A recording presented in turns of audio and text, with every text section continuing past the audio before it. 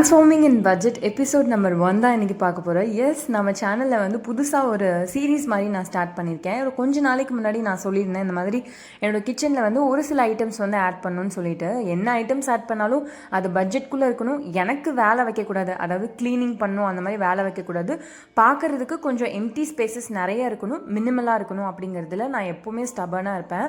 So அப்படி தான் நான் என்னோடய வீட்டையுமே நான் வச்சுருப்பேன். என்னோடய கிச்சன், என்னோடய ஸ்பேசஸ் எல்லாமே அந்த மாதிரி தான் வச்சுக்கணும் அப்படின்னு சொல்லி நினைப்பேன். மெயினாக ஹேண்ட்லிங் பண்ணுறதுக்கு நிறைய ஸ்பேஸ் இருக்கணும், க்ளீனாக இருக்கணும். இதுதான் என்னோட மெயினான டார்கெட். க்ளீன் பண்ணுறதுக்கு, மெயின்டைன் பண்ணுறதுக்கு ஈஸியாக இருக்கணும் அப்படிங்கிறது தான். ஸோ அந்த மாதிரி வந்து கிச்சனை வந்து ஃபஸ்ட்டு ட்ரான்ஸ்ஃபார்ம் பண்ணலாம் நான் யோசிச்சுட்டு இருக்கும் போது தான் எனக்கு இந்த ஐடியா வந்து தோணுச்சு. ஸோ நான் வந்து உங்கள் கிச்சன் வந்து என்ன மாதிரியே இருக்கும்னு கிடையாது, ஒவ்வொருத்தவங்களுக்கும் ஒவ்வொரு மாதிரி இருக்கும். ஸோ எல்லாருக்கும் என்ன மாதிரி பண்ணலான்னு சொல்லி ஒரு ஐடியா தான் ப்ரொவைட் பண்ணுறேன். அந்த ஐடியாவிலேருந்து உங்களுக்கு என்ன ஐடியா ஓகே ஆகுதோ அதை வந்து நீங்கள் இம்ப்ளிமெண்ட் பண்ணலாம். ஸோ இது வந்து ஒரு ஜஸ்ட் ஒரு ஐடியா மாதிரியான ஒரு சீரீஸ், ஹவு டு ட்ரான்ஸ்ஃபார்மில் வந்து ஒரு ஐடியா மாதிரியான சீரீஸ் இன் பட்ஜெட் அப்படிங்கிறத வந்து கன்சிடர் பண்ணிக்கலாம். ஸோ இன்றைக்கி வந்து ஒரு 5 ஐட்டம்ஸ் பற்றி நம்ம வந்து டிஸ்கஸ் பண்ண போகிறோம். ஃபர்ஸ்ட் விஷயம் பார்த்தீங்கன்னா, இந்த இமேஜ் வந்து பாருங்கள், இது ரொம்ப கிளட்டர்டாக இருக்குது. பட் இட்ஸ் லுக் நைஸ் தான். பட் இதை ப்ராக்டிக்கலாக நம்ம வீட்டில் வந்து வச்சுருந்தோன்னா நம்ம இதை மெயின்டைன் பண்ண முடியுமா? கண்டிப்பாக கிடையாது. ரொம்ப கிளட்டர்டாக இருக்கும், நம்ம மெயின்டைன் பண்ணுறது ரொம்ப கஷ்டம். பட் இன்விசிபிளாக இதில் ஒரு விஷயம் என்னென்னு பார்த்தீங்கன்னா, இந்த strip lights R LED lights, இந்த லைட்ஸ் வந்து மேலே தான் நம்ம வந்து ஒட்ட போகிறோம். ஸோ வந்து லைட் போட போகிறோம், சும்மா டஸ்ட் பண்ண போகிறோம், அதுவுமே எப்போவாது பண்ண போகிறோம், அவ்வளோதான். மற்றபடி அதுக்கு பெரிய மெயின்டெனன்ஸ் வந்து ஒன்றுமே கிடையாது.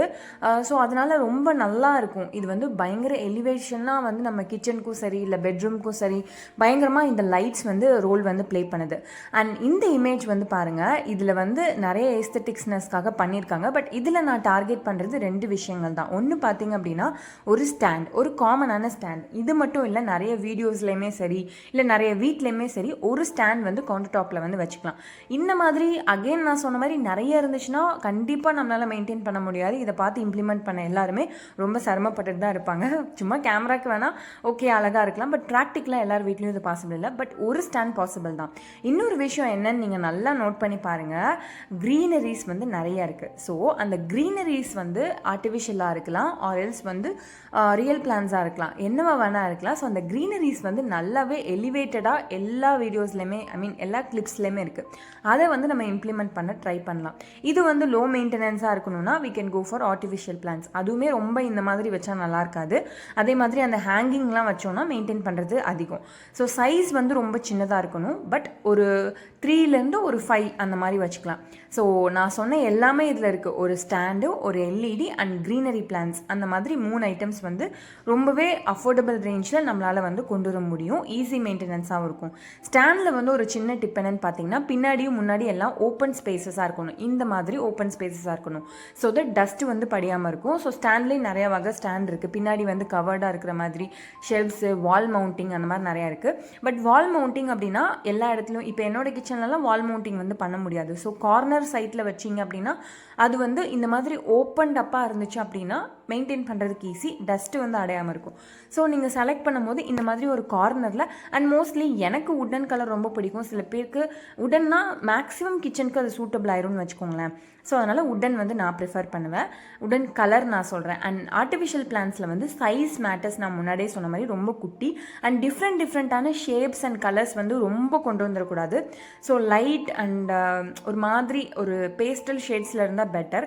எல்லா பிளான்ஸோட பாட்டுமே ஒரே கலராக இருந்தால் ஓகே. டிஃப்ரெண்ட் கலர்ஸ்னால் அது ஒரு பேஸ்டல் ஷேட்ஸில் இருந்தால் ஓகே. அதுவுமே நீங்கள் 10-15 வாங்கி அங்கங்கே வச்சிங்கன்னா ரொம்ப நல்லா இருக்காது, பார்க்குறதுக்கு கொஞ்சம் மாதிரி கிளட்டர்டாக இருக்கும். ஒரு டிஃப்ரெண்ட் ஷேப்ஸாக இருந்தாலுமே ரொம்ப ஆக்வர்டாக இல்லாமல் ஒரு மினிமல் டிஃப்ரெண்ட் ஷேப்ஸாக இருக்கணும். இந்த மாதிரி ஒரு பவுல் மாதிரி ஆர் எல்ஸ் சின்ன பாட் மாதிரி, சைஸும் அந்த கலரும் அதுக்கப்புறம் அந்த ஒரு மாதிரியான ஒரு மாதிரி என்ன சொல்கிறதுனே எனக்கு தெரியல, கலர் வந்து கரெக்டாக இருக்கிற மாதிரி பார்த்துக்கோங்க. அண்ட் அடுத்த விஷயம் பார்த்திங்கன்னா, இந்த வீடியோவில் வர மாதிரி ஒரு சுகர் அண்ட் டீ எல்லா இடத்துலையுமே வச்சுருக்காங்க. ஒரு கண்டெய்னர் அந்த மாதிரி சொல்லலாம், ஓகேவா? இந்த மாதிரி கண்டெய்னர்ஸ் வந்து ரொம்பவே நல்லாயிருக்கும் பார்க்குறதுக்கு, வைக்கிறதுக்கும் யூஸ் பண்ணுறதுக்குமே ரொம்ப நல்லா தான் இருக்கும். ஸோ இந்த வந்து ஒரு செராமிக்கில் இருந்தால் பெட்டர்.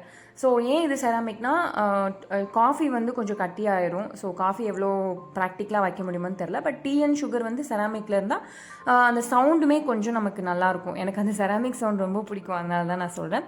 அண்ட் அடுத்த விஷயம் பார்த்திங்கன்னா இந்த மாதிரி ஒரு கட்லரி என்னோடய வீட்டில் பார்த்திங்கன்னா ஒரு 3-4 ஸ்பூன் தான் வச்சுருப்பேன். ஸோ நிறைய அதுலேயுமே கட்லரி வாங்கியாச்சு, அவ்வளோதான். இதில் நிறைய வந்து நம்ம ஸ்பூனு கத்தி அது இதுன்னு போட்டு வைக்கலாம் அப்படின்னு சொல்லி கிடையாது. மினிமலாக இருக்கணும், ஒரு 4 to 5 டிபெண்ட்ஸ் அப்பான் ஃபேமிலியில் எத்தனை பேர் இருக்காங்களோ அந்த மாதிரி. ஸோ இந்த மாதிரி ஒரு கட்லரி ஸ்டாண்ட் ஆட் பண்ணோன்னா ரொம்ப நல்லாயிருக்கும். ஸோ இந்த 5 விஷயங்கள் தான் நான் வந்து இந்த வீடியோவில் வந்து பட்ஜெட்டில் மேக் பண்ணலான்னு சொல்லி ஷேர் பண்ணலான்னு நினச்சேன். அதுவே இந்த மாதிரி ஒரு மல்டிபர்பஸ் ஸ்டாண்டாக இருந்தால் இன்னும் பெட்டர். இது நான் சொன்ன எல்லாத்தையுமே டேக்கிள் பண்ணுது. ஸோ நானாக இருந்தால் இந்த ஸ்டாண்ட் தான் வந்து வாங்குவேன்னு சொல்லி டிசைட் பண்ணியிருக்கேன். ஸோ இதெல்லாம் வந்து என்னோட கிச்சனில் இருந்தால் எப்படி இருக்கும் அப்படின்னு சொல்லி இந்த இமேஜ் தான் இது. ஸோ இந்த சைஸ் வந்து இவ்வளோ பெருசாக இருக்காது. இதோட பட்ஜெட் எவ்வளோ வரும்னு ஓவராலாக பார்த்தோன்னா ஆர்டிஃபிஷியல் பிளான்ஸ் வந்து ஒரு 200 வாங்கிடலாம். அண்ட் ஸ்டாண்டும் 300 rupees அண்ட் செராமிக் வந்து ஒரு 300 rupees வரும்.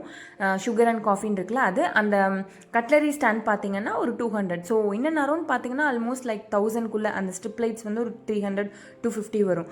ஸோ ஓவராலாக பார்த்தீங்கன்னா ஒரு 1000 rupees இந்த மாதிரி ஒரு டிரான்ஸ்ஃபர்மேஷன் வந்து கொடுக்கலாம். பட் என்னோட கிச்சனில் வந்து இது ஒரு இந்த இமேஜில் வந்து பாலிஷ்டாக இருக்குது. பட் என்னோடய டைல்ஸ் வந்து அந்தளவுக்கு பாலிஷ்டாக இருக்குது, அதுதான் ரியாலிட்டி.